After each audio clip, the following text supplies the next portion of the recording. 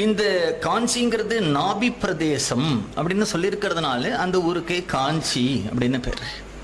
மகாபாரதம், பாகவதம் போன்ற புராணங்கள் எல்லாம் தர்மபுத்திரர் போன்றவர்கள் எல்லாம் விதுரர் தீர்த்த யாத்திரை பண்ணும் பொழுது இந்த காஞ்சிபுரத்துக்கு வந்தா அப்படிங்கிறதெல்லாம் இருக்கிறதுனால ரொம்ப புராதனமான ஊருங்கிறதும் தெரியறது. இந்த காஞ்சிபுரத்தில் இன்றைக்கு வரைக்கும் நிறைய சிவன் கோவில் இருக்கு. நீங்க ஏகாம்பரேஸ்வரர் கோவில் போயிருக்கலாம், கச்சபேஸ்வரர் கோவில் போயிருக்கலாம், கைலாசநாதர் கோவில் போயிருக்கலாம்.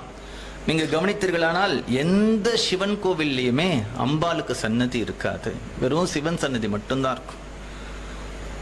அதே மாதிரி காமாட்சி அம்மன் கோவில்ல வந்து பார்த்தா சிவனுக்கு சன்னதியே இருக்காது, வெறும் காமாட்சிக்கு மட்டும்தான் சன்னதி இருக்கும்.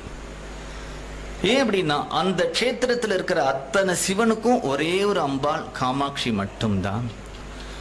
அந்த காமாட்சி அம்மன் கோவில்ல வந்தாலும் 3 பிரகாரம் இருக்கும். அரூப காமாட்சியோட 1/2 பிரகாரம் முடியும். ஏன்னா இந்த முதுகு தண்டுவடத்துக்கு கீழே இருக்கக்கூடிய சுஷுமனாங்கிற நாடி 3 சுத்தா இருக்கிறது தான் இந்த க்ஷேத்திரம் அப்படி சொல்றது. கையில இக்ஷு தண்டம், பஞ்சபானங்களை கையில மலர்பானங்களை